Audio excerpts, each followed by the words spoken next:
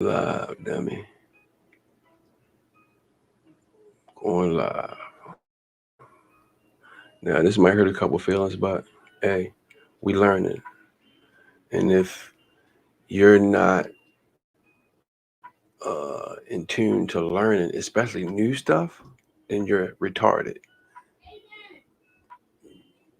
Or you borderline retarded. If you don't want to grow and learn, then you borderline retarded. Period. So the Kabbalah secrets, right? It says Christians need to know. I'm not a Christian. This looks like the tree of life to me. If you're thinking Egyptian, probably.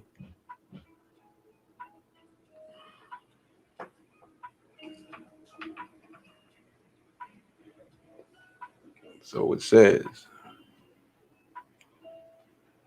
Now, I mean, I've been hearing a lot. I've been hearing a lot. Some people saying that uh this whole Kemet thing is like hijack central.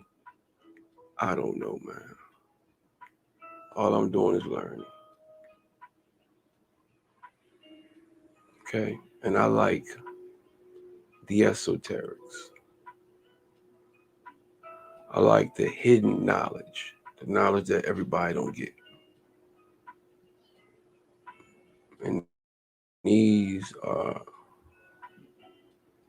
there are keys that are given as you take your quest.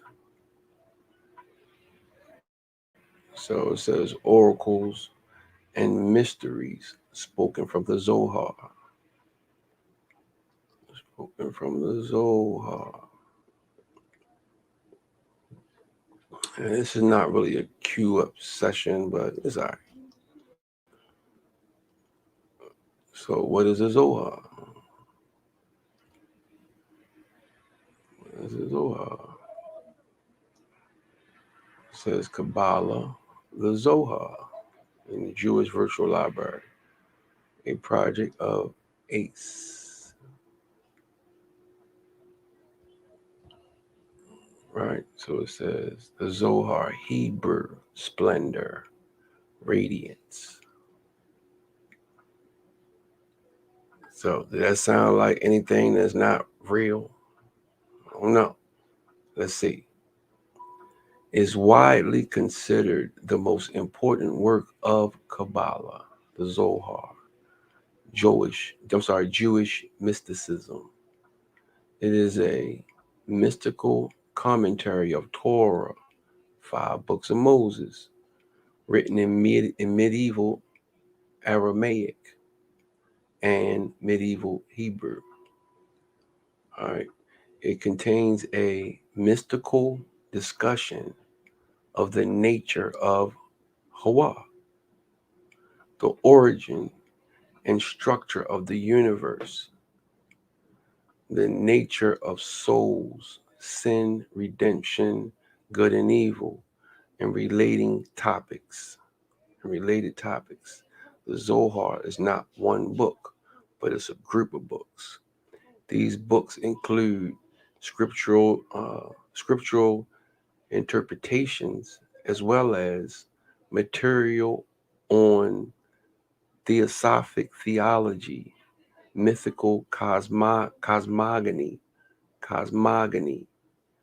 mystical psychology, and what some would call anthropology. So, I mean, I'm quite sure, I don't know. They're only gonna let us get a certain bit of this stuff.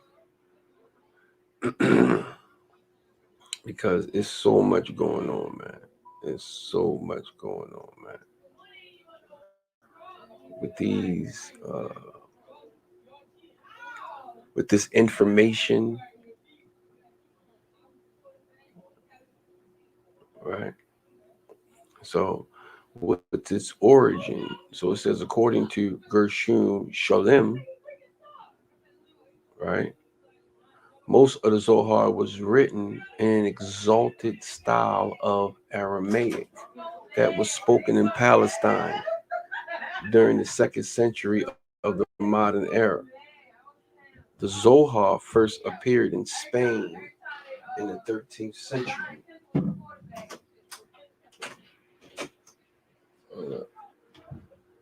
My family want to come in here, 13th century, and was published by a Jewish writer named Moses ben Shemtov de Leon.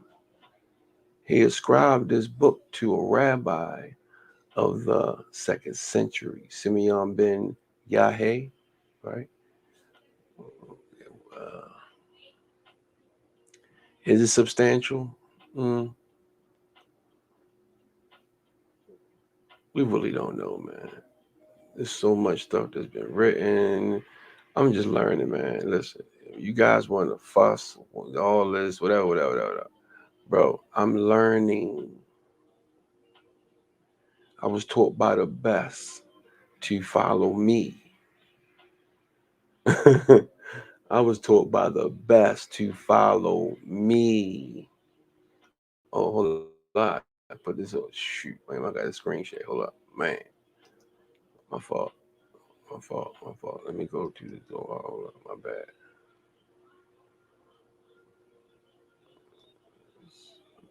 Shit.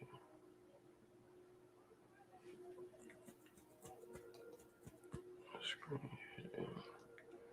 What is that slideshow? I think it's new. That looks new. So this is where I'm reading from now, the Zohar. It's not the actual Zohar. It's their edition of just like, tell you what's going on. So it says, where we at? So I was right here. The fact that the Zohar was found by one lone individual, Moses de Leon, taken together with the circumstances that it refers to historical events of the post Talmudic period, caused the authenticity of the work to be questioned from the outset. From the outset. From the outset.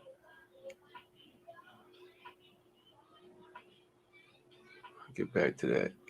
There is a story told about how after the death of Moses de Leon, a rich man of Avila named Yosef, offered the widow who had been left without means a large sum of money for the original from which her husband had made the copy.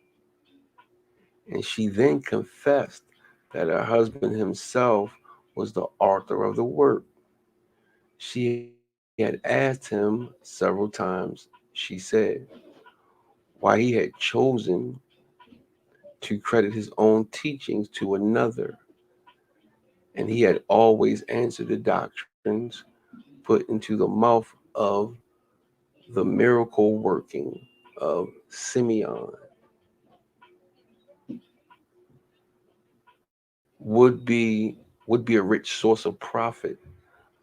Incredible as the story seems, it at least proves that shortly after its appearance, the work was believed by some to have been written entirely by Moses de Leon. Okay.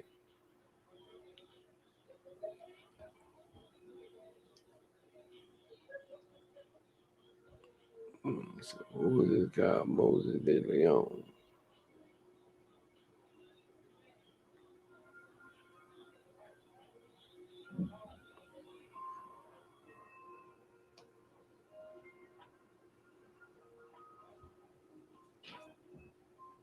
The parts and biblical exegesis.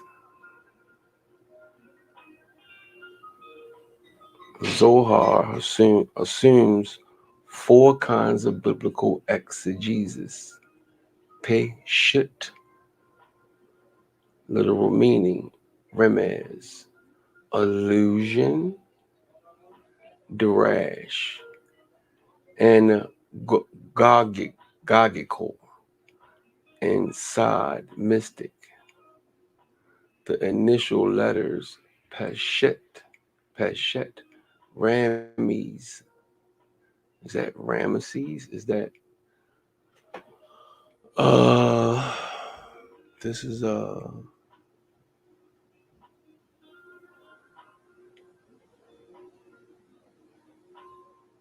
Ptah? Yeah, Ptah. I don't know. Ramsey, I don't know. So I'm just reading. Form together the word Pardes or paradise, which became the designation for the fourfold meaning of which the mystical sense is the highest part. Hmm. And we know all about the Torah, so we know all the we know that we should know this. All right, so I'm just going through. So it says effects on Judaism.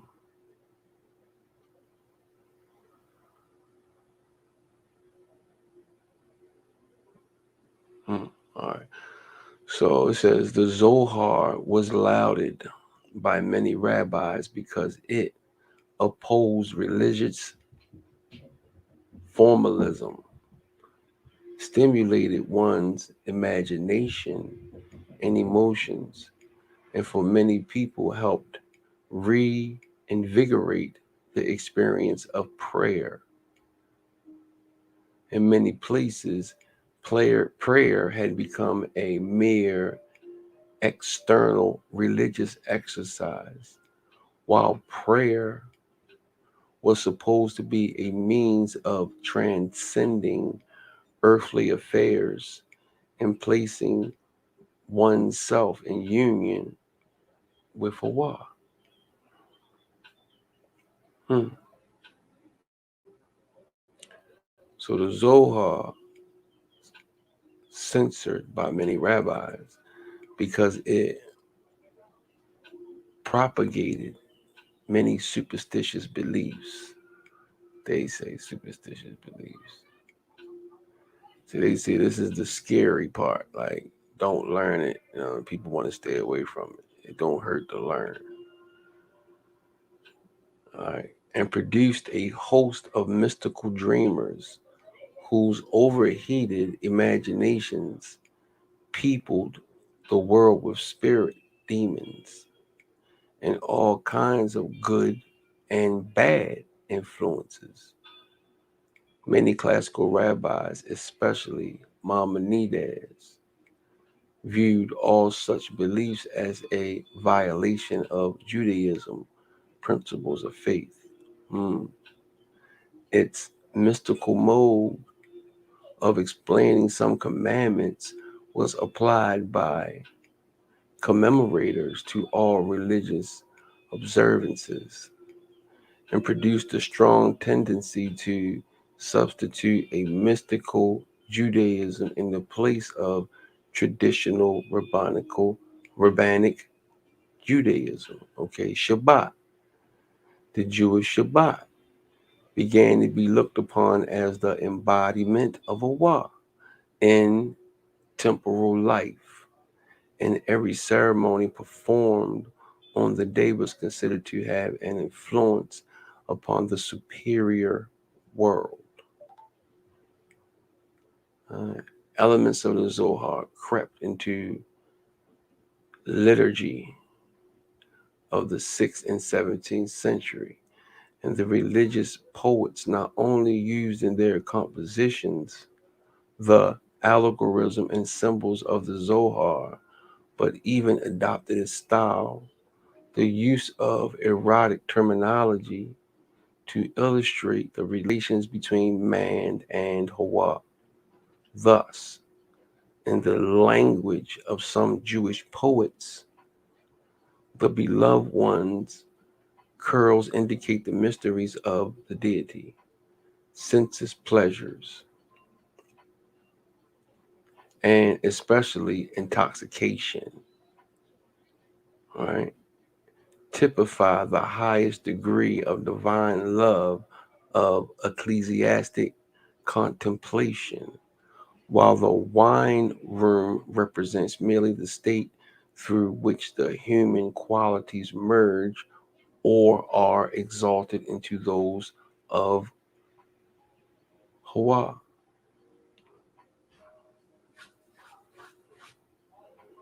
So I'm just reading. So we have an idea of Zohar, right? So let's go back to, let me share screen. One sec.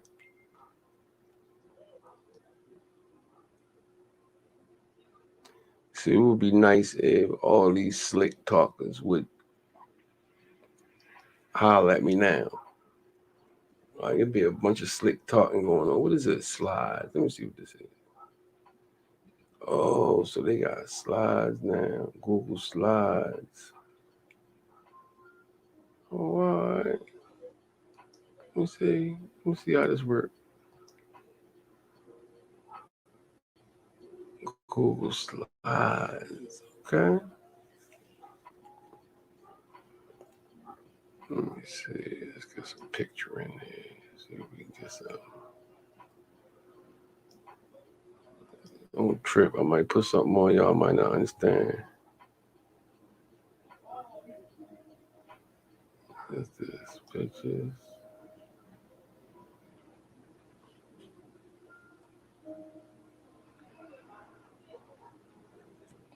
Why I can't see him?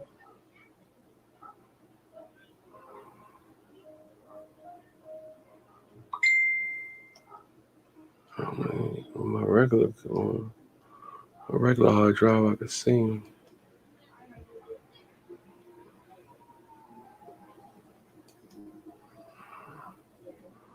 I'll be looking up all kind of stuff, man. Open up some. What is it? More. Open. Hey, why that stuff ain't coming on, yo?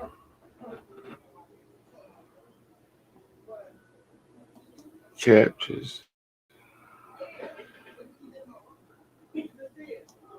Pictures. Man. I don't know why this stuff ain't coming up.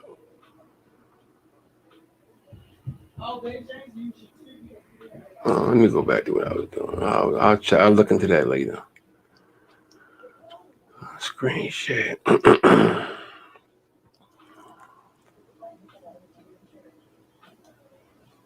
That's a new feature. Work with me, y'all. Work with me. I'll figure it out.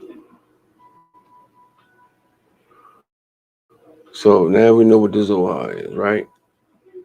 Then they understood. Okay, I read this already. Then they understood that he did not tell them to beware of the leaven of bread, but the doctrine of the Pharisees and Sadducees in Matthew 16:12. So let's read a little bit.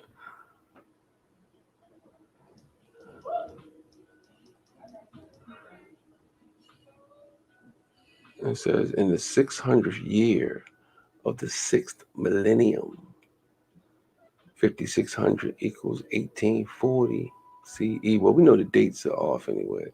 The gates of wisdom above the Kabbalah, together with the well springs of wisdom below, science will be opened up, and the world will prepare to usher in the 7th millennial Zohar prophecy by Yera 117.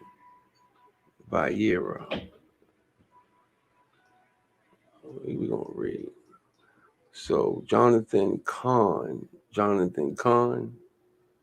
Yeah, right. Jonathan Kahn. Okay, Kahn.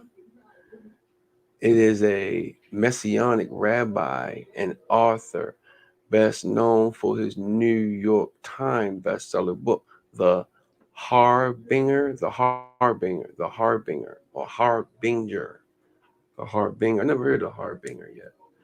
Among his fans, Khan is hailed as America's rabbi who has a gift of opening the deep mysteries of Scripture. All right, opening up the deep mysteries of Scripture. To his critics, Khan is known for the mystical teachings, some of which can be traced to Kabbalah and Babylon Talmud. Kabbalah is occult Jewish mysticism. The word Kabbalah means reception or to receive, as a tradition received and handed down.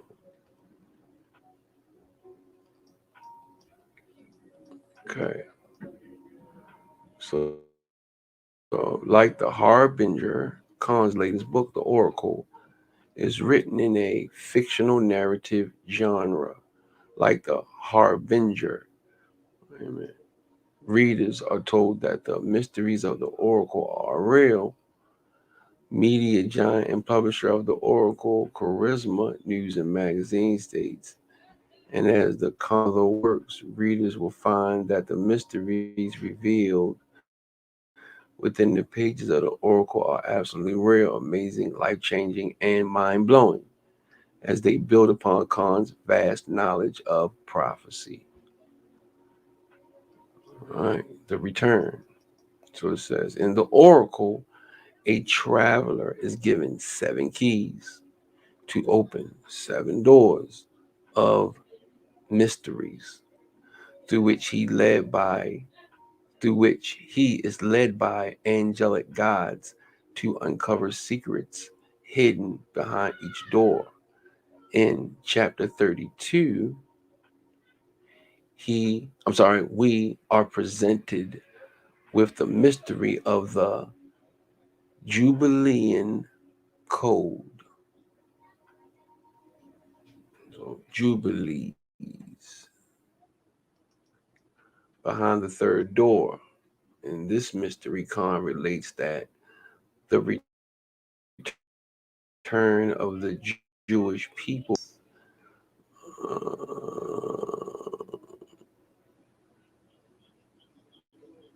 no, wrong Jews. Wrong Jews, dummy. Wrong Jews. You're not talking about them, yo. You're not talking about them, yo. So, um, I'm gonna look at this verse though. All right, 25:10. It says 25:10. So it says, and ye shall hallow the 15th year and proclaim liberty throughout all the land unto all the inhabitants thereof. It shall be a jubilee unto you, and ye shall return every man unto his possession, and ye shall return every man unto his family. Now that's actually happening now. That's actually happening now. Oh, wait. Let me screen share this. I'm sorry, y'all. Let me screen share this. Let me screen share this. Let me screen share this so y'all can read this too.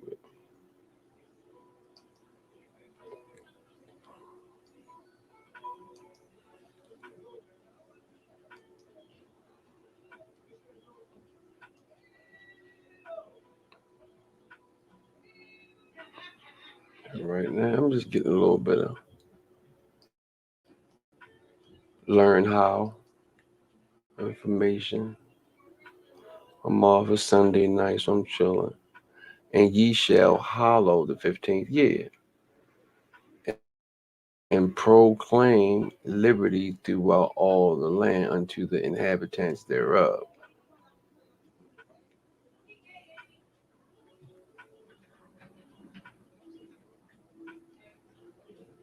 It shall be a jubilee unto you,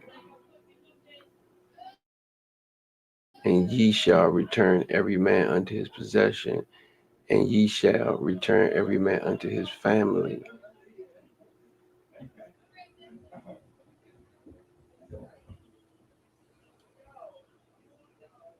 All right, so let me go back to where I was at.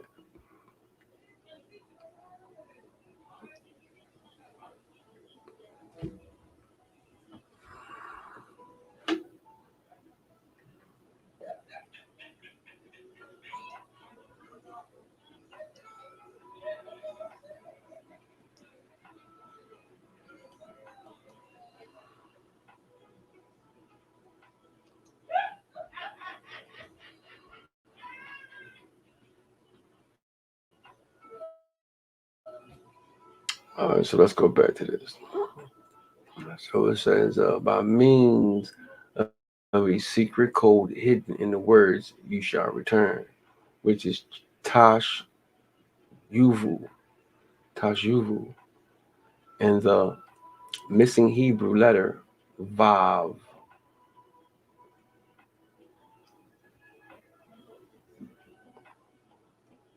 Okay. The prices, I'm sorry, the precise details. I'm thinking too. I'm tripping off. When I read, I mean, I guess we all do it. The precise details of this mystery by the oracle sound uncannily like an ancient Kabbalistic prophecy. This is because Jonathan Kahn is not the first rabbi to decode the Jubilean mystery of return. The same secret was encrypted, decrypted, and ciphered from the verse of Leviticus long ago through the Kabbalistic numerology system of Babylon known as Jeremiah. Jeremiah. So what is Jeremiah? Jeremiah. I'll get into it. And ye shall hallow the 15th year and proclaim liberty throughout all the land and to the inhabitants thereof. It shall be a jubilee unto you, and ye shall return every man unto his possession, and ye shall return every man unto his family.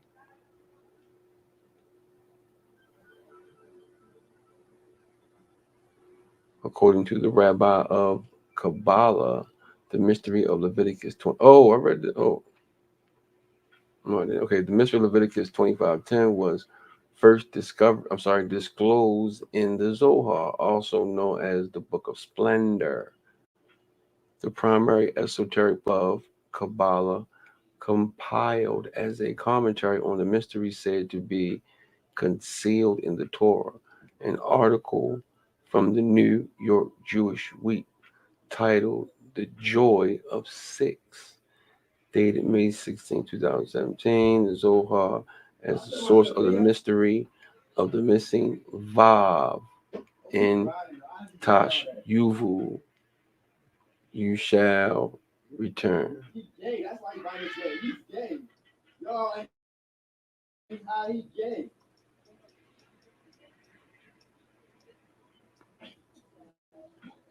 The Jubilee year returns Jews to their land and shall return Tash Yuvu, every man to his possession, every man to his family. Right? Yuvu is written defectively, missing the letter Vav. Right? We just read all this, hinting at our return and the reclaiming of sovereignty over the land of Israel. The Jeremiah numerical value of Tashuvu is 708. Rabbani Benjamin Bleach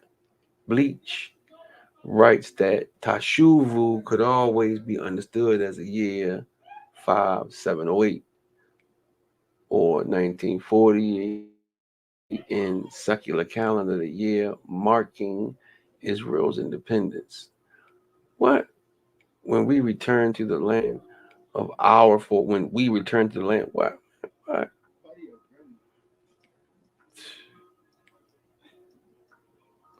Stop hijacking, man. So I'm not gonna read all this, but let's just get a little bit of this. In the days when slavery existed, the Torah decreed that there must come a time when every man goes free. It is the Jubilee year that ye shall return every man to his possession, and ye shall return every man unto his family. The Hebrew word for ye shall return, tashuvu, seems to be spelled incorrectly. Grammatically, it requires another but right. It ought to read tashuvu. Why it is lacking the letter vav, which stands for 6. 6 ain't no bad number. That's the fake out there. When we write the year, we ignore the millennial. In 1948, on the secular calendar, we witnessed the miracle of the Jewish return to Israel. On the Hebrew calendar, it what?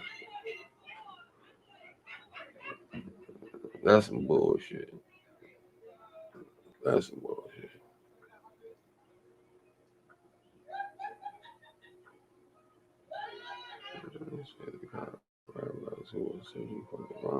Oh, what? Searching in all the wrong places for the revelation of their Messiah. However, the introduction of the Germesia and Christian eschatology, I come up with so many words on the tologies. I'm gonna start writing PJology as a means of obtaining divine secrets is an introduction to. See, we got you take the meat out and spit, take the meat, chew the meat, eat the meat, spit the bones out, man. So, man, divine secrets of an introduction to divination, which is forbidden by Wah in Deuteronomy 18:10. Yeah, there should not be found among you anyone that maketh his son or his daughter to pass through the fire, or that youth divination, or an observer of times, or an enchanter or witch. Ooh.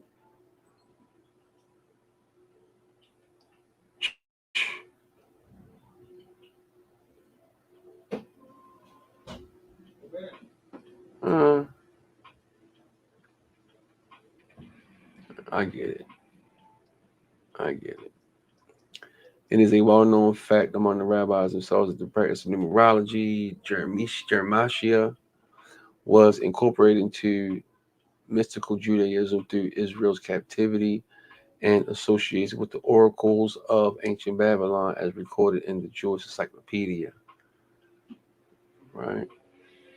Then you got the Pythagorean idea of creative powers of numbers and letters upon which the Sefer Yetzirah is founded.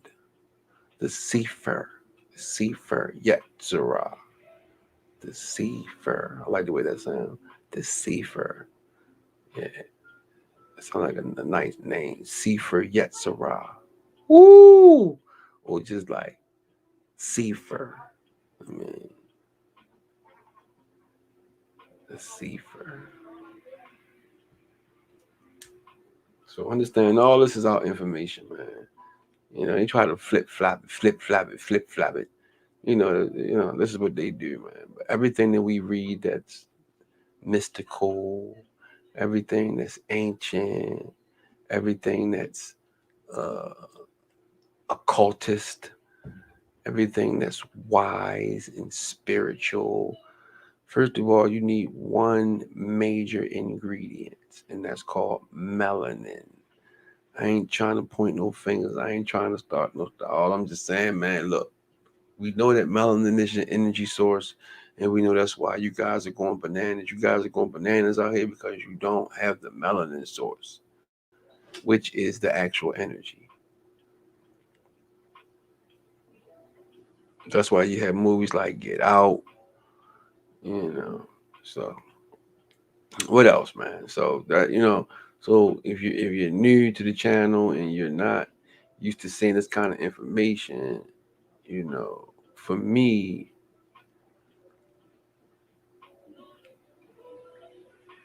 we can use all information, man. We can use all information. It's how you use the information.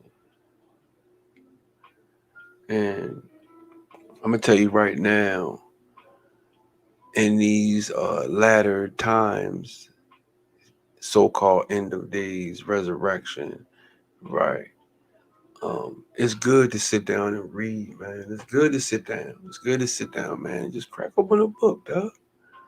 You know, everybody's in the house right now, a little confined. Everybody feeling a little crazy because they can't get up and run around. And, you know, they shooting all kind of radiation at us, and you know, that's why half of us feel a little crazy sometimes because they shooting all kind of shit at us, man. That's why you gotta keep your body upright, tight. You know what I'm saying? Eating the right stuff. Don't be taking in a whole bunch of fried chicken wings and shit all day. If you're gonna get some chicken wings, bake them, throw them in the oven. Don't put no flour, nothing like that on them. No grease. Just straight bake them. Or get an air fryer. More vegetables, more fruits. I bought some raspberries, some blackberries, and some blueberries yesterday. I ate grapes for breakfast this morning with some eggs. Right. So yeah, man. Herbs, spices,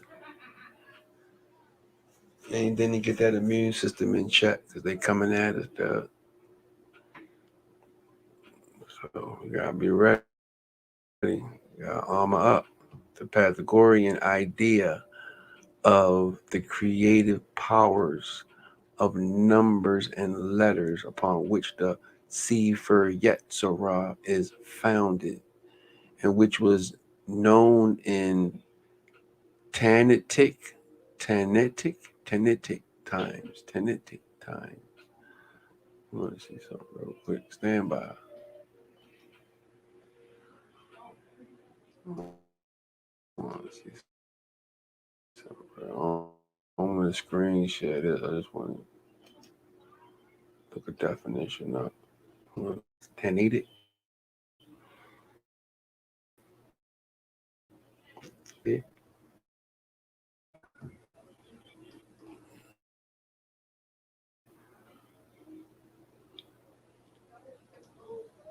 And the same of the Amorium, the name Tana.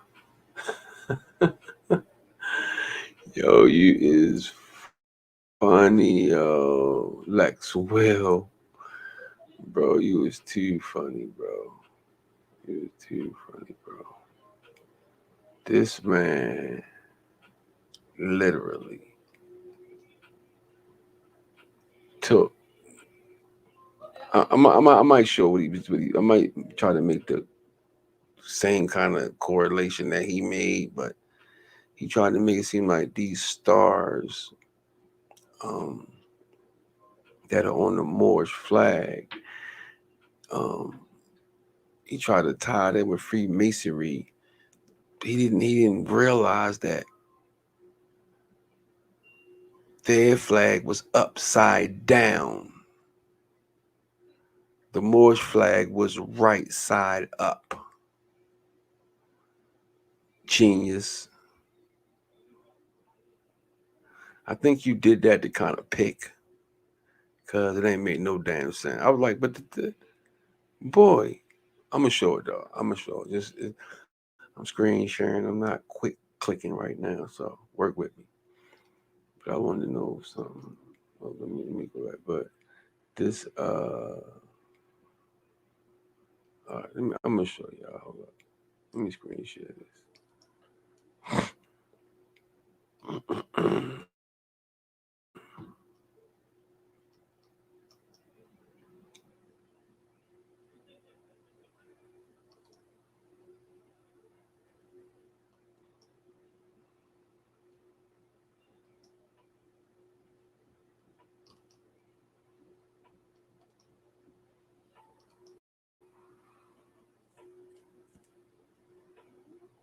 All right.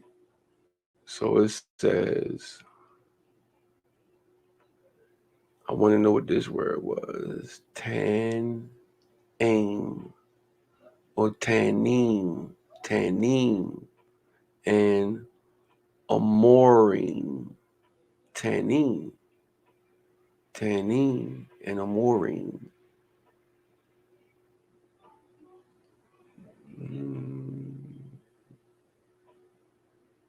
Hmm. Yeah. In the time of the amorim, amor,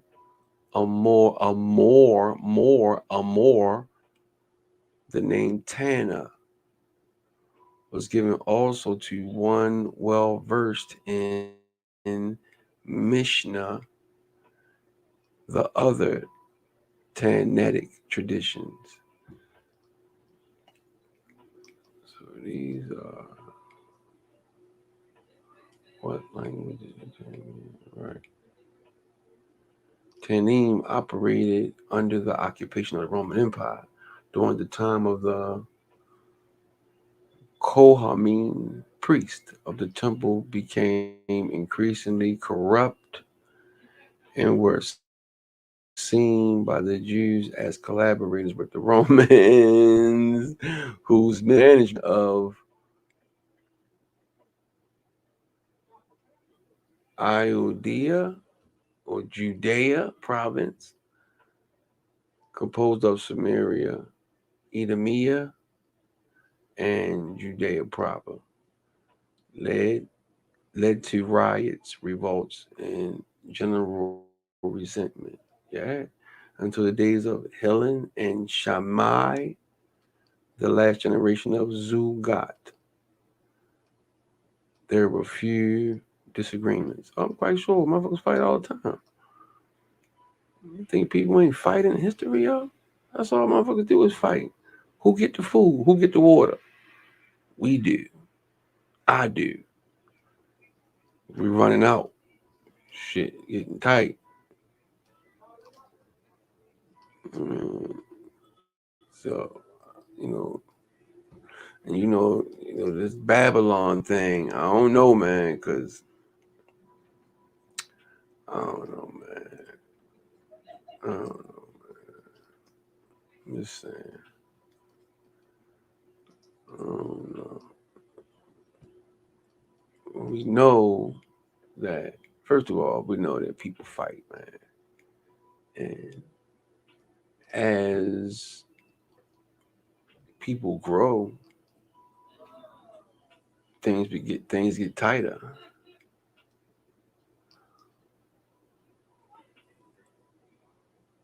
Yeah, things get tighter.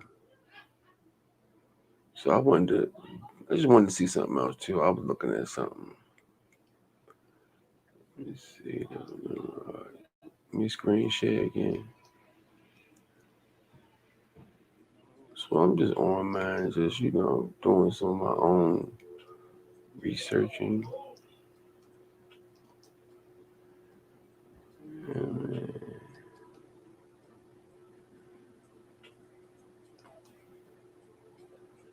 I do a lot of different stuff, man.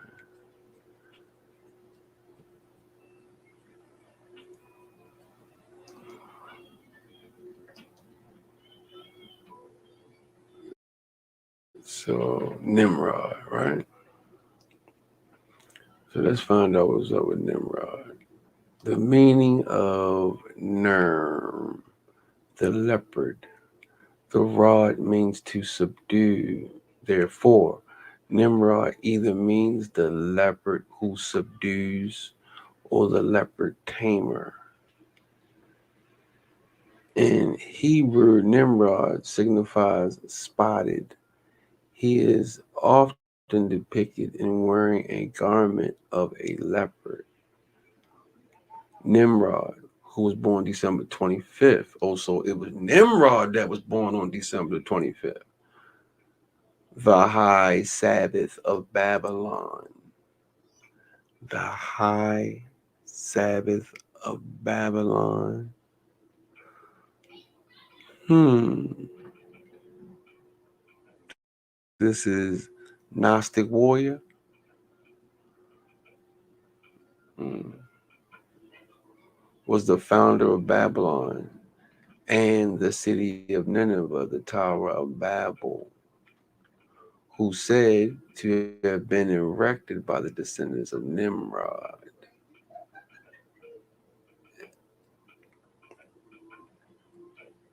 See, don't get in your feelings, man. I, you know, sometimes I just like to record what I'm learning. It doesn't mean that I believe it or, it's just another perspective, man. You never know what you could learn as you're reading through different stuff. Because I didn't know December 25th. I looked into that on Nimrod. So that was really his birthday. Crazy. The Tower of Babel was said to have been erected by the descendants of Nimrod. There are also several places in Palestine that were named after the leopard. Places such as Nimrah in Numbers, 22, 3, and 36. Nimrim, Isa, what's this? 15, yeah, 6. And I don't know what this is, abbreviation. And the mountains of the leopard.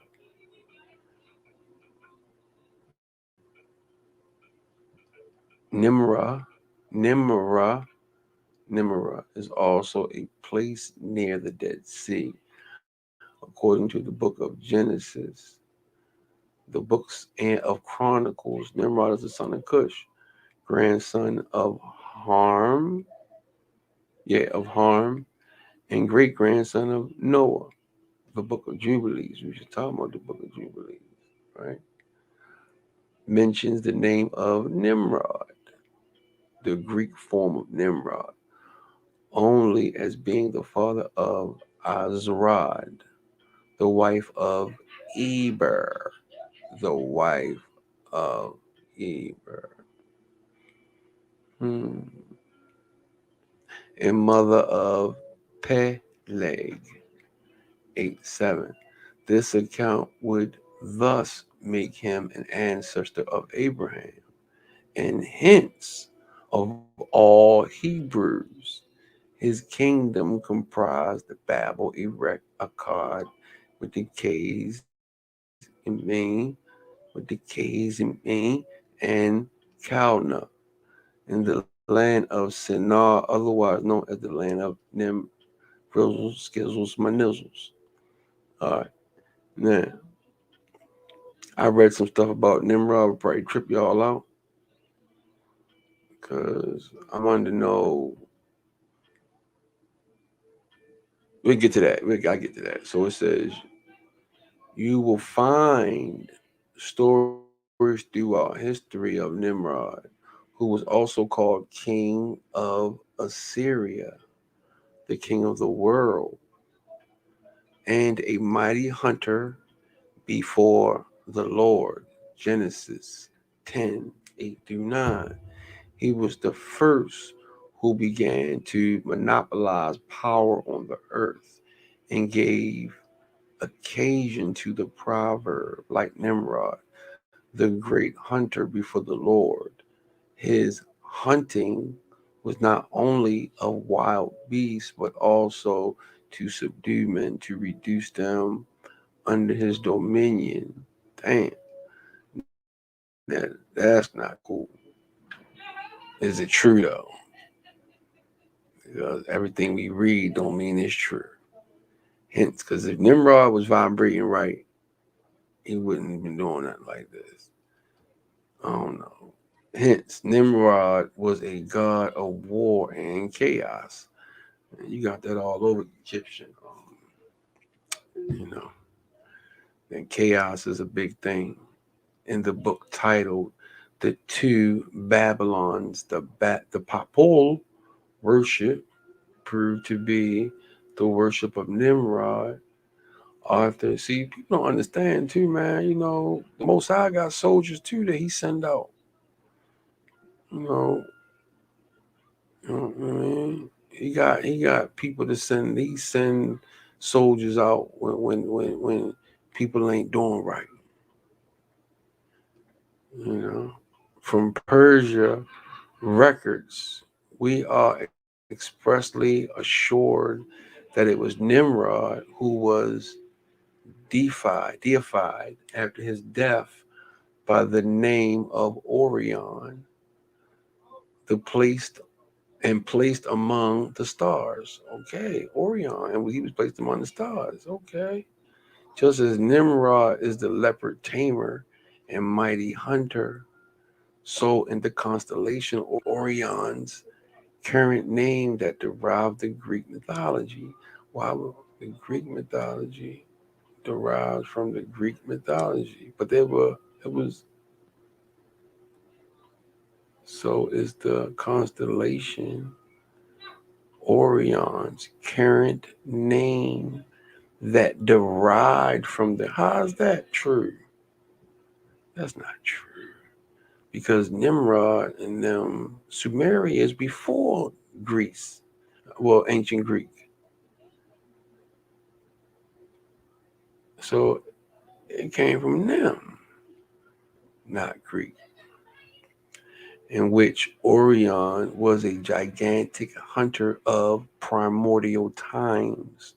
Orion is a prominent constellation located on celestial equator and visible throughout the world. The stars of Orion were associated with Osiris, the sun god of rebirth and afterlife by the ancient Egyptians. The stars associated with Osiris, the sun god by the ancient. All right, so if that's the case, why they keep saying Greece? This ain't man. It was probably yes, or old as we can pick up Sumeria, Sumeria, Sumeria. They got the time thing down and everything. In rabbinical literature, Nimrod is a prototype of a rebellious people. His name being interpreted as he who made all the peoples rebellious against Allah. How?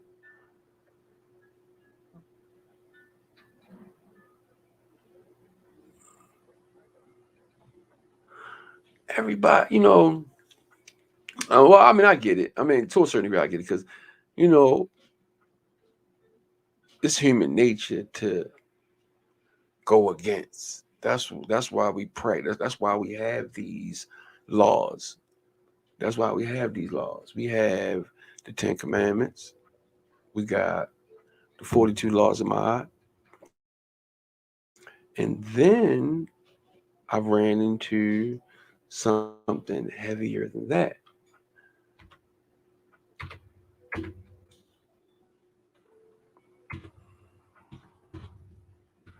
I found something a little bit deeper than that. Come to find out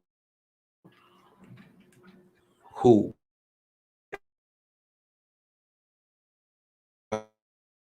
God, Syrian, they got a code of laws too. And it's called the Code of Hammurabi. See, it is right here. Offenses against the administration, 1 through 5. False charges.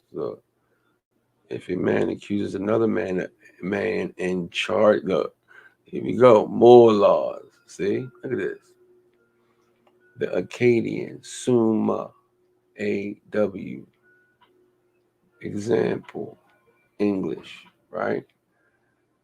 Specific provisions, the laws, legal area. So what is this? Legal areas covered in the Code of Hammurabi, along with specific provisions and examples.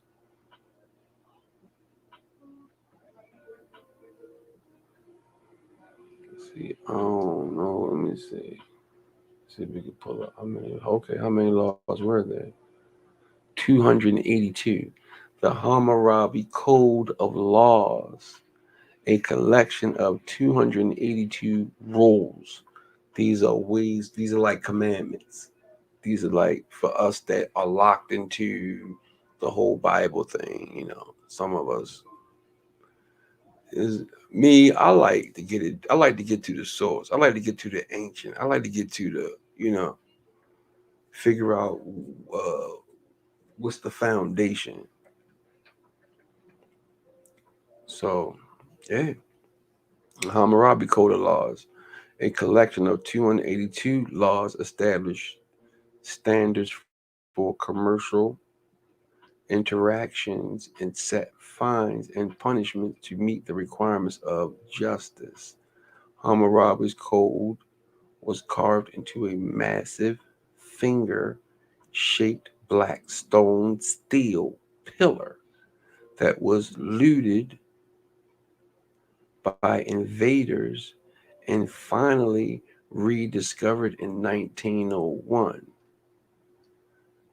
Oh, man, let me screen share. Damn, my bad. That's all right.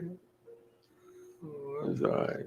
You ain't doing nothing anyway. Chill, dog. Let me stop this.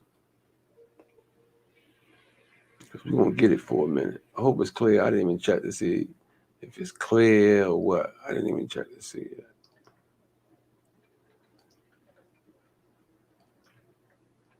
Yeah, let's read this code. Hammurabi.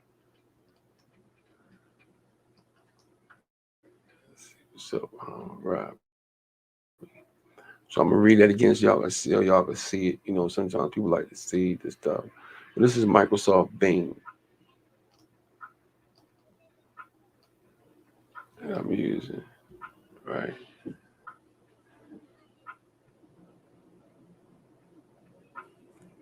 Right, and it says, how many laws are in the Code of Hammurabi? The Hammurabi Code of Laws, a collection of 282 laws, just like commandments or Mahat. Same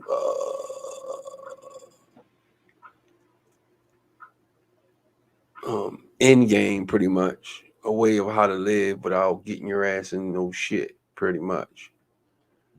Establish standards for commercial interactions and set fines and punishments to meet the requirements of justice. Hammurabi's code was carved into a massive finger-shaped black stone finger-shaped pillar that was looted by invaders and finally rediscovered in 1901. Finger-shaped. So what kind of stone was it? The black stone steel containing the coat of Hammurabi was carved from a single forked, a durable but incredibly difficult stone for carving. At its top is a 2.5-foot relief carving of standing Hammurabi receiving the law symbolized by the measuring rod of tape from the seated Shamash, the Babylonian god of justice.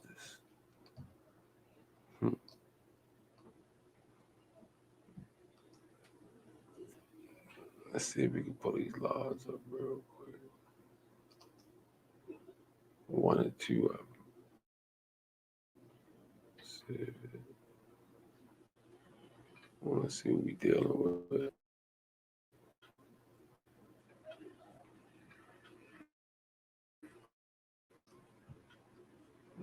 So it is.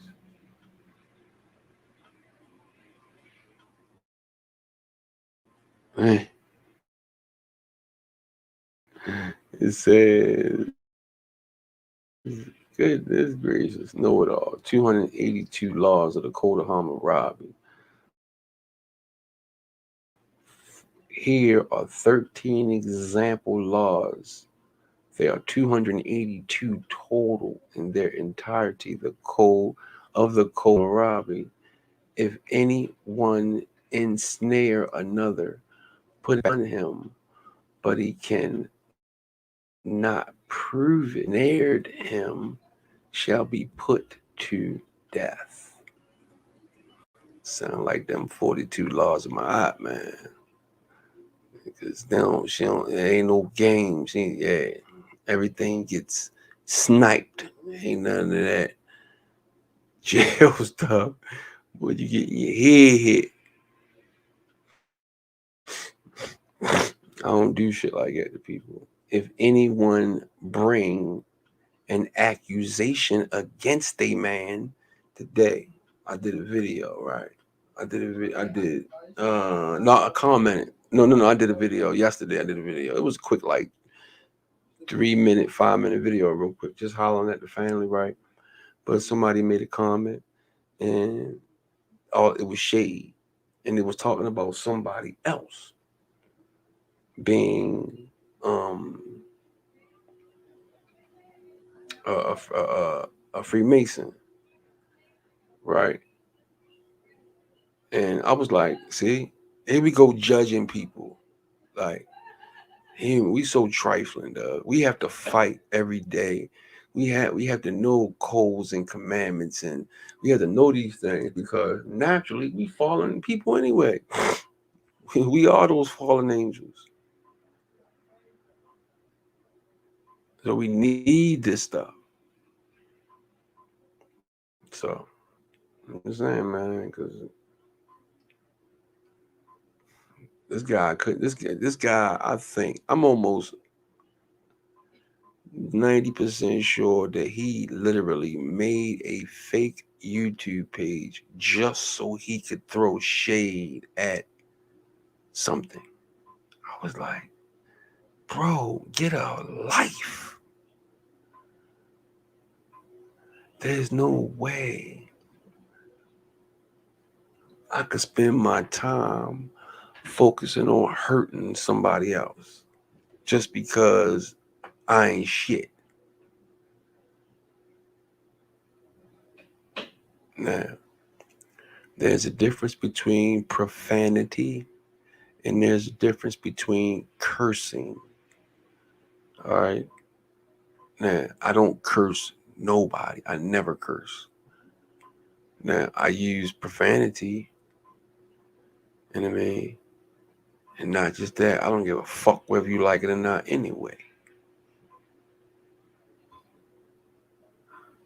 I'm different, so I'm not going to go there.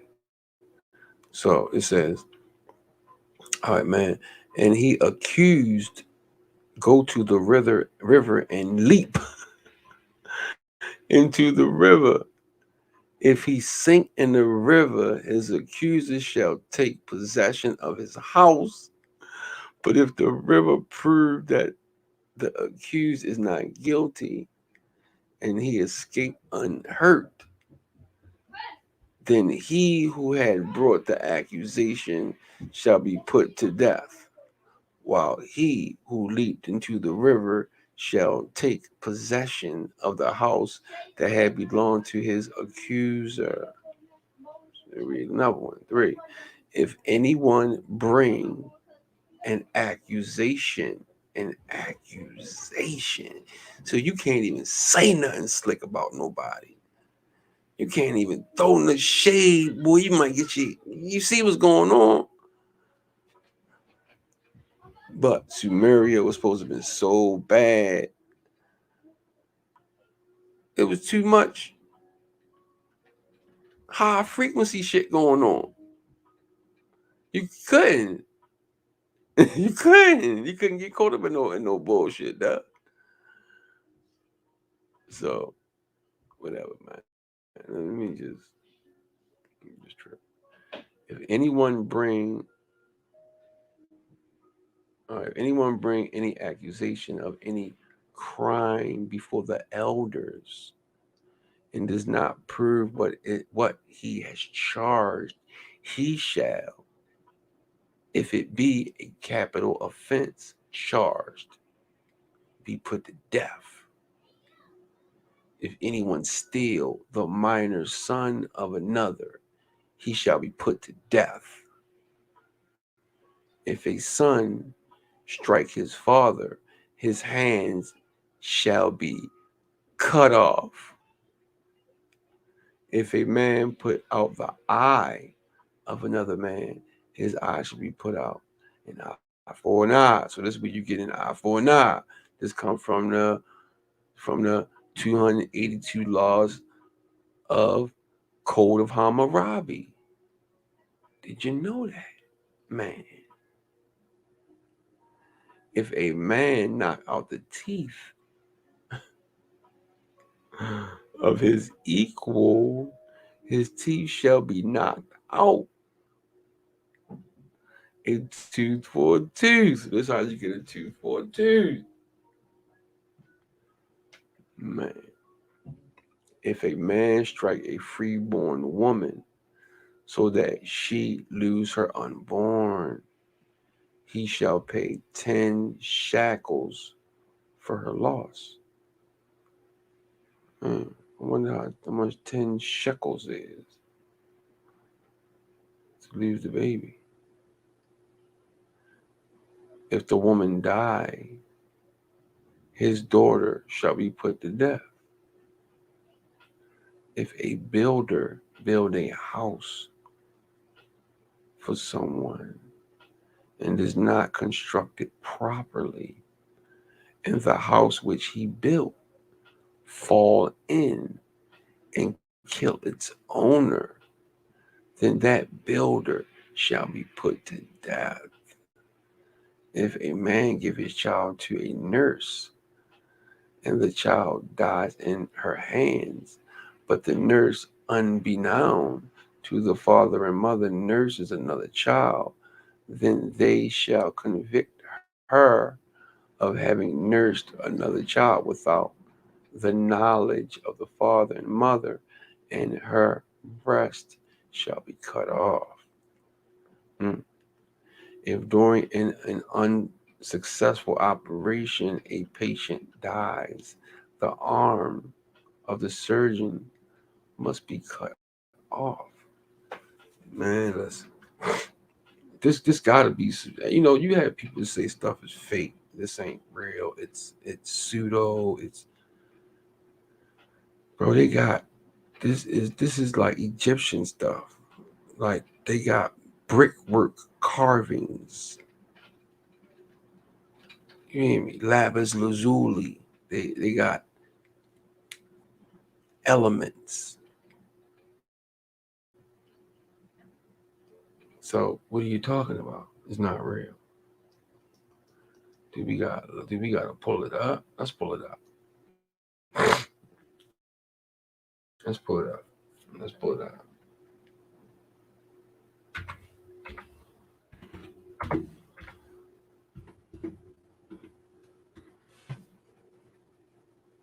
I want to see the actual.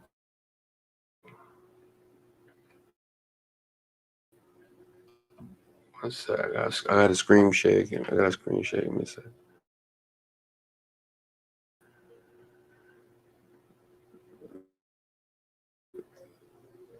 See if I can find it.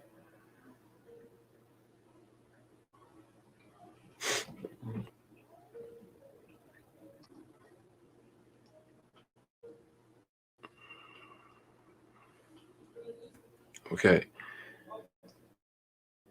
This does not look like fake stuff to me. So, what are you talking about? Look like some shit. Let me see. Hold on. Screen share real quick.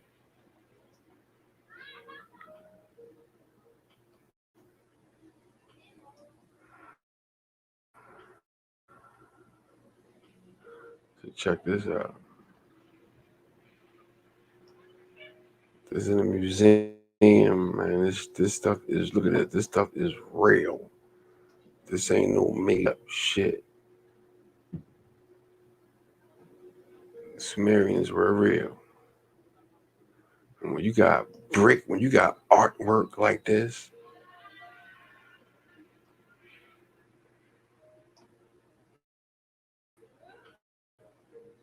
the code of Hammurabi, brothers, look, these are brothers. You can't get around that.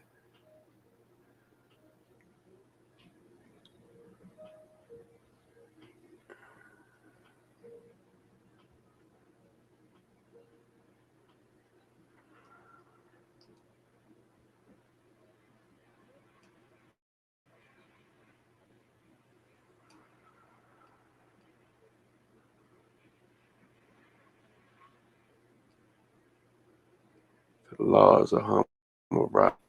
I measured 282. I don't know, man. It looked pretty legit to me.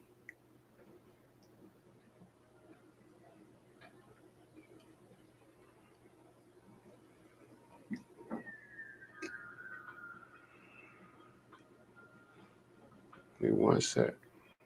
Screen share. Let me get back.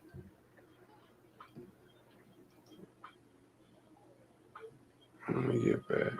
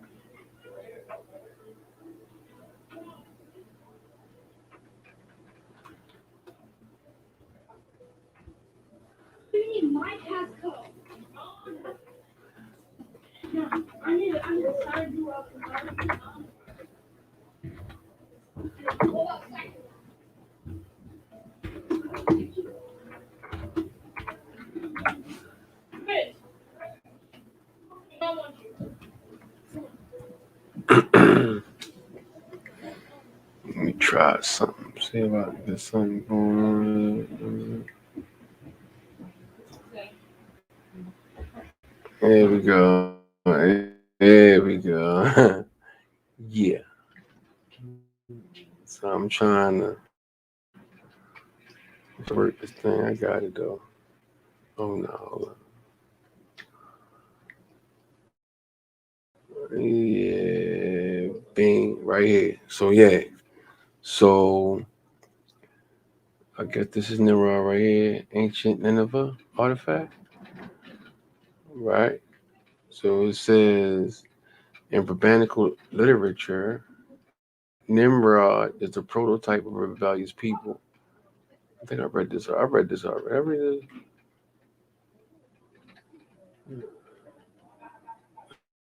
No, I'm gonna read it now. In rabbinical literature, Nimrod is a prototype of a rebellious people, name being interpreted as he who made all the people rebellious against. Yeah, I read this already. I'm gonna read it again. Let's read it again. He is identified with Cush and with Amraphel. I didn't read this yet. The name of the latter being interpreted as he whose words are dark, or he whose skin is dark. Yeah. For other explanations, see below. As he was the first hunter, he was consequently the first who introduced the eating of meat by man. He was also the first to make war on peoples. Okay. All right. Well, you got to have a first at everything. You know what I mean? The shit started. I mean, it's that. By the Arabs, Nimrod is considered as a supreme example of the tyrant El Jabbar, however, in the 15th century, he wanted to set.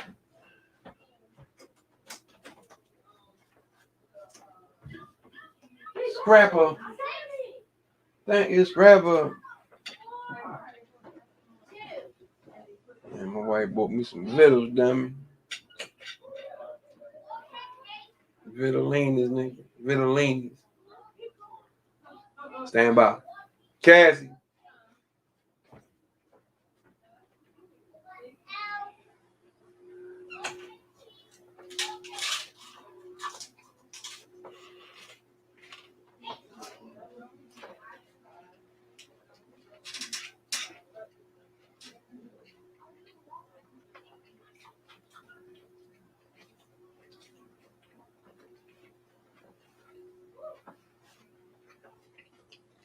Mm.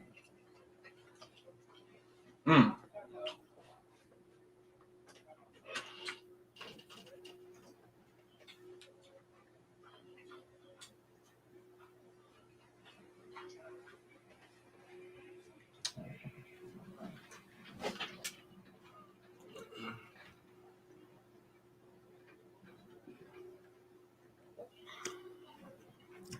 All right.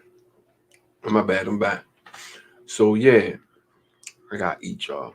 I got to eat. All right. You know what happened on my live, y'all? Oh, my battery went dead. Oh, well.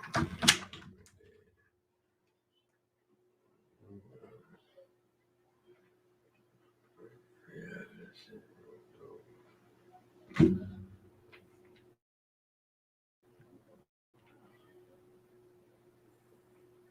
me see.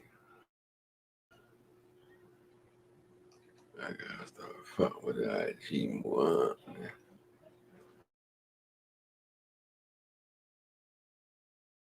Hold up.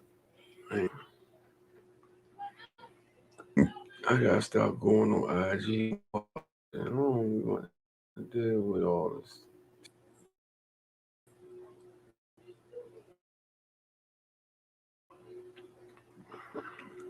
The food threw me off. All right, so let me get back. So, however, in the 15th century English, things were an almighty hunter when a new regime had come in power in the world. Nimrod was no longer associated with the king of the world of the great hunter, and the name Nimrod had a new meaning, tyrant. In 20th century American English, the term is now commonly used to mean dim-witted or stupid fellow, a usage first recorded in 19 the Bugs Bunny, who referred to the hunter Elmer Fudd as Nimrod. An ironic connection between the Nimrod wasn't no poor little shit. You know what I mean? So I'm gonna leave that alone. But I'm just saying. I'm just saying, man. So okay, let's go back to Let's go back to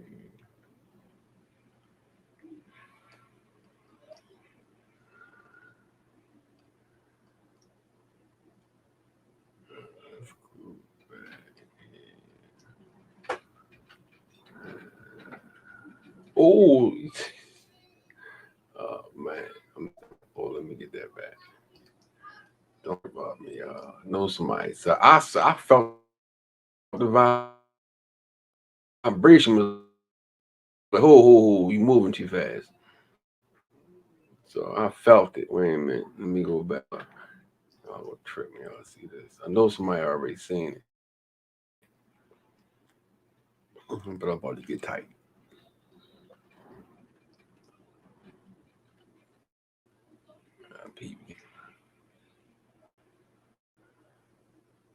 People get thing. Oh, man.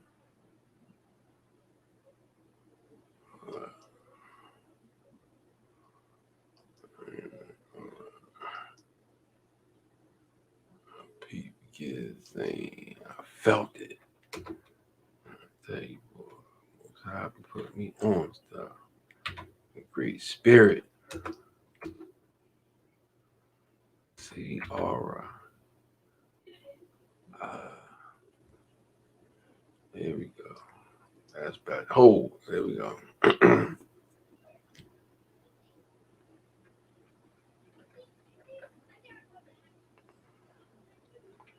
Man, this word, yo.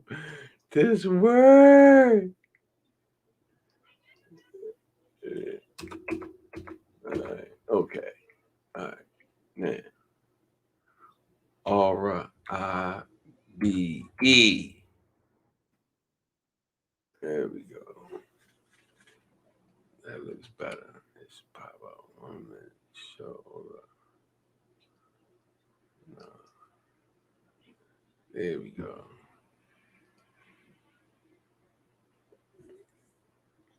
All right.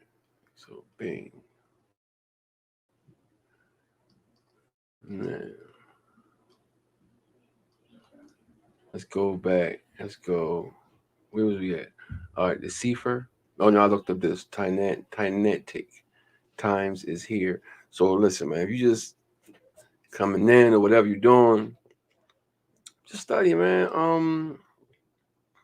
I pulled up this book called the Kabbalah Secrets. Then I went over what the Zohar was. Then I went over some things about Nimrod and Acadia. And now I'm right about here. Yeah, right about here. So the Pythagorean idea of the creative powers of numbers and letters appear in the Sefer Yetzirah is founded and which was known in Tanaitic times as here proved to be an old Kabbalistic conception. In fact, the belief in the magic power of letters of the tetragrammaton, I'm sorry, tetragrammaton. I get that word messed up every time. Tetragrammaton. All right, the tetragrammaton. Letters of the tetragrammaton. And other names of the deity seems to have originated in where or okay, Chaldean magic. So yeah, let's see for Yetzirah. Magic powers. Magic tetra. You know what? Grammaton. Letters of the tetragrammaton. see something real quick. See if I can find something on the Tetragrammaton.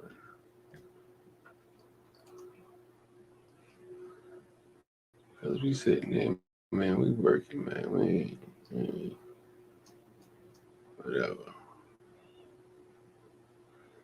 You feel how you feel.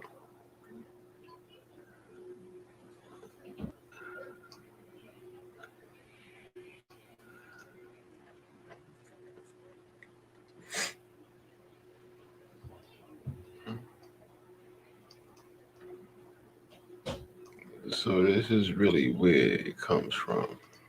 This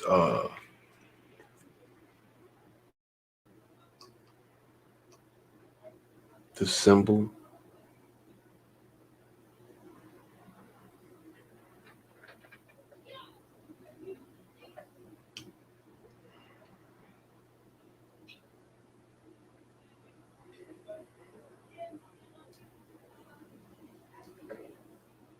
See, it said early church history, ancient symbols, like how you put both of them together.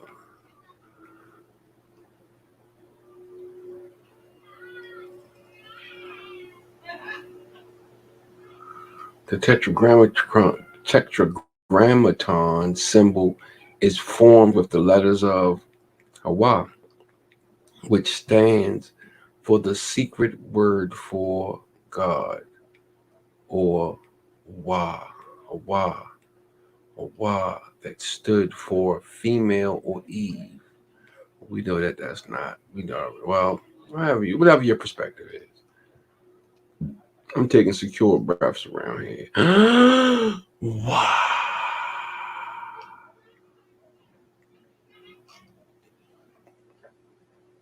Look at this. Especially due to the existence of the mesh steel. Right. Exodus 3:15 and ancient Hebrew and Greek texts. Biblical scholars widely hold the Tetragrammaton and other names of Hawa was spoken by the ancient Israelites and their neighbors.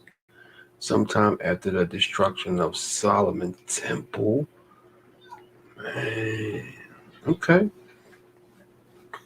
Let's look at this.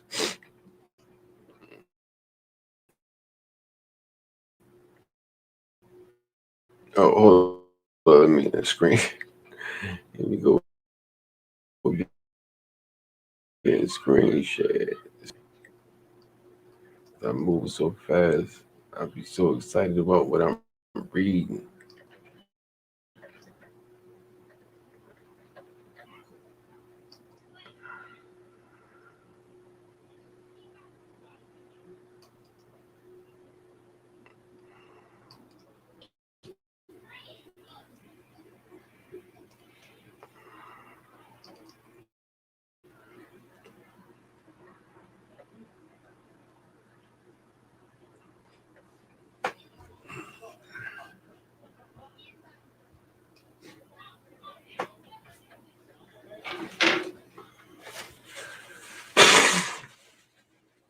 Excuse me.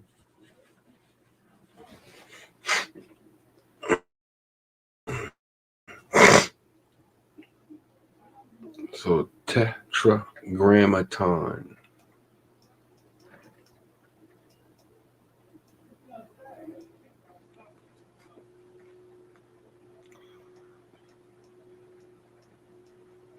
The name of the national god of Israel.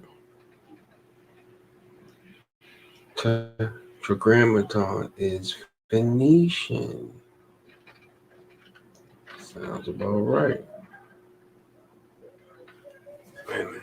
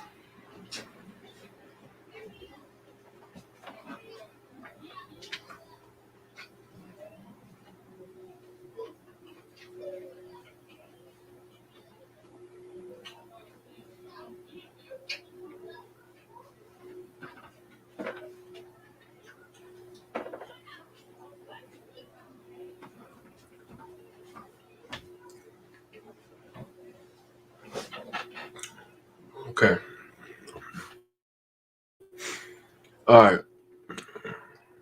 So we know what the Tetragrammaton is, right? Boom. I was looking at some other stuff too, right? I don't mean shift gears, but I got a grade. Dismount.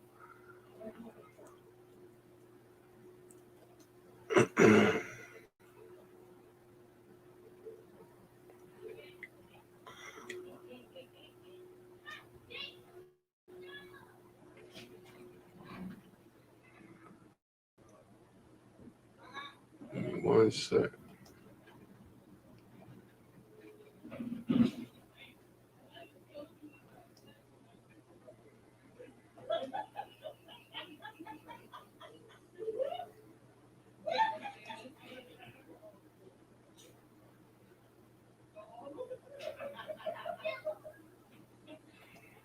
Screen share.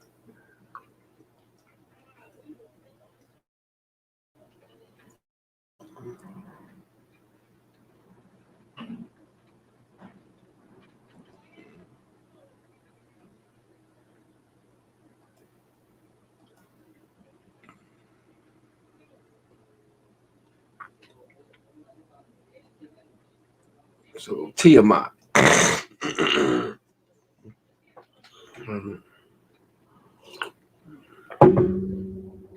Tiamat. So who is Tiamat?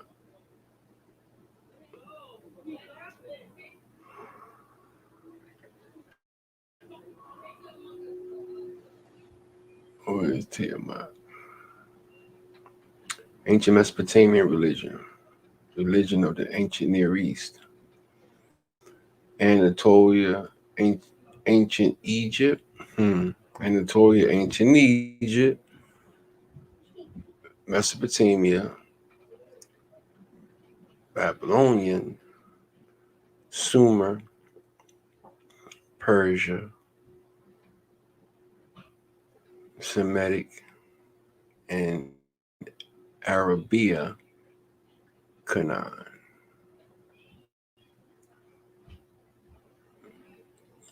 So it says, and gods who decree other major deities, minor deities, seven gods. Let's see what this is. Okay, so this is Anu and Lil, Inky. Got paperwork. I mean, they got stonework. This 1, 2, 3, 4, 5, 6, 7. So Anu and Lil, Inky, Horsag, Ina, Ishtar, Nana, Sin, Utu, and Shamash. Now, I mean, they got works, man. They got works. This stuff gotta be real. In Mesopotamian religion, Tiamat, Akkadian. So we know who the Akkadians are, right? Right? Neo-Assyrian, cylinder seal, imprint from the 8th century. Well, we know the dating, right? Identified by several sources as a possible depiction of the slaying of Tiamat from the Anuma Elis. Anuma Elis. Anuma Elis. Gati mating with Apttmh, the god of the groundwater, to produce your gods. She is the symbol of chaos of primordial creation. She is referred to as a woman and described as the glistening one. It is suggested that there are two parts of Tiamat mythos. The first is which Tiamat is a creator goddess through a sacred marriage between different waters, peacefully creating the cosmos. And I love reading about the cosmos, man. I've been introing into uh I've been doing so much reading. Been doing so much reading, man. Astronomy, astrology, cosmos through successive generations. In the second chaos craft, Tiamat is considered the monstrous embodiment of primordial chaos. Some sources identify her with images of sea serpent or dragon. See, it's always an esoteric, man. Always, man.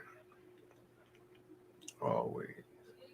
So it says, in Anu Elish, the Babylonian epic of creation, she gives birth to the first generation of deities. Her husband, Apsu, same thing. We read this already, I think.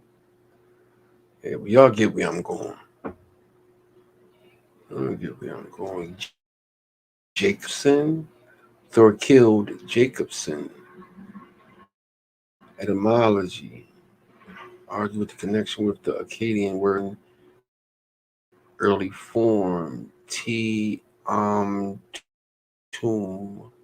Tiamtum, Tiamtum. Mixing up the waters. So now, yeah, man, it's clear, man, what's going on. To be a natural feature, see, this makes sense to me now. You know, I mean, it all makes sense, man. Oh, did I screenshot? I'm sorry. Here we go. Oh no, okay. I thought I didn't screenshot. My bad. You know, it also reminds me of things like the seven Hermetic principles. You know, you got mentalism, correspondence, vibration, polarity, rhythm, cause and effect, and gender. You know what I mean? So you can put these things together better, right? So yeah, it makes sense. A lot. I like reading the cosmos. I'm going to get into the cosmos, man, because as above, so below, as below, so above.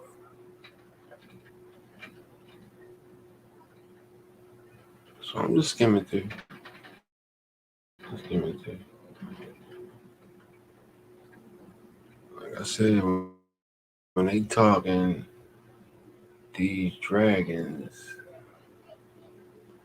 it's not what you think.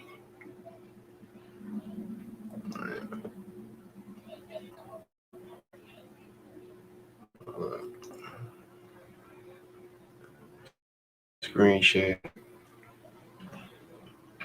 Tiamat.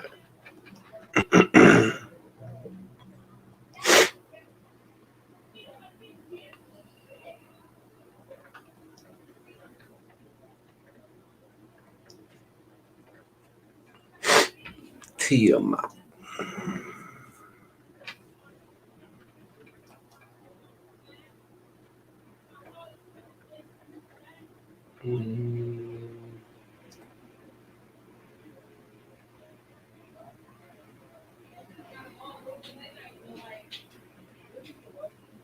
Tiamat. Looking for something specific.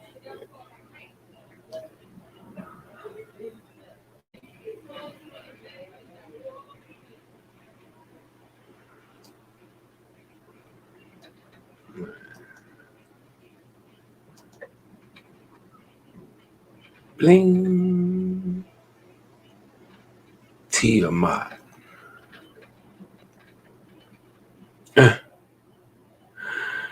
Tiamat, yo. Let's keep up. Tiamat. tyranny of dragons. Tiamat.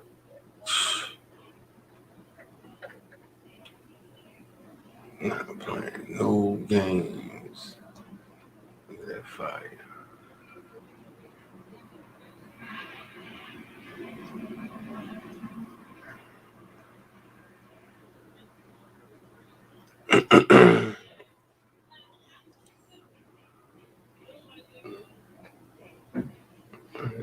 Screen share.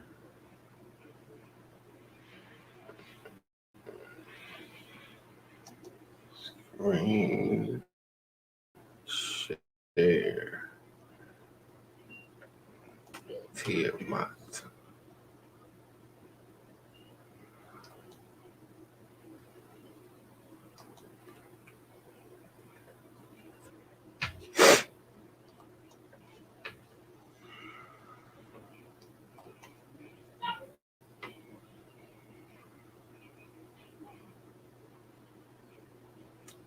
What is Tiamat? Heavy stuff, man. I don't know, man. I'm just reading some stuff. Don't take it personal. Don't take it personal. I just like to read. Doesn't mean I believe everything. See, when you have the spirit of the Most High in you, man, you can read stuff like this because I'm not afraid. Because I don't know.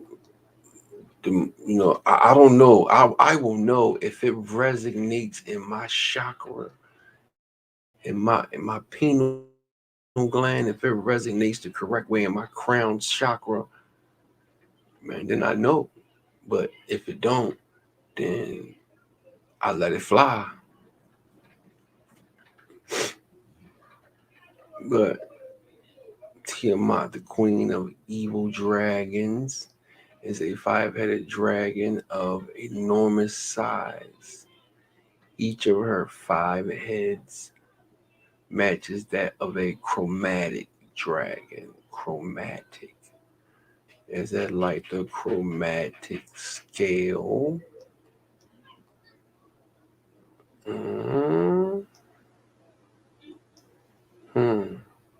And each head has its own brain and its own intelligence. The 5 heads do not argue, and they all share the same goals. The only goal of immediate interest is Tiamat finding a way to escape imprisonment in the 9 hells.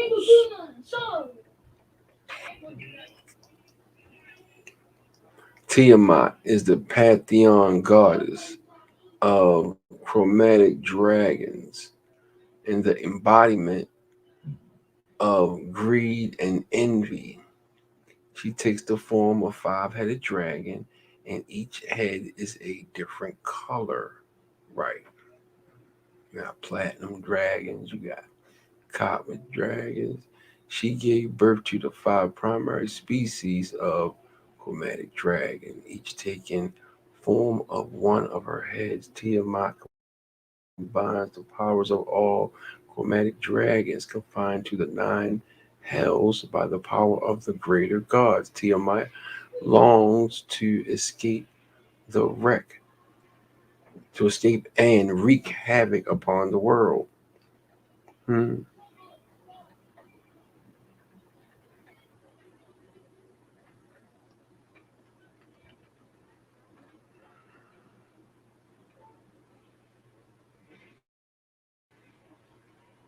The chromatic. The chromatic dragon. That's heavy. So I'm gonna dismount, man. Get out of here, cause I got some stuff I gotta do. I know I've been on here for a minute.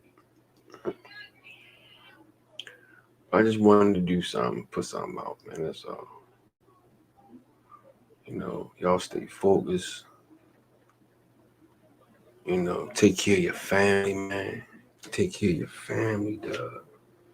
Take care of your family, man. At the end of the day, it's a lot going on. We know this.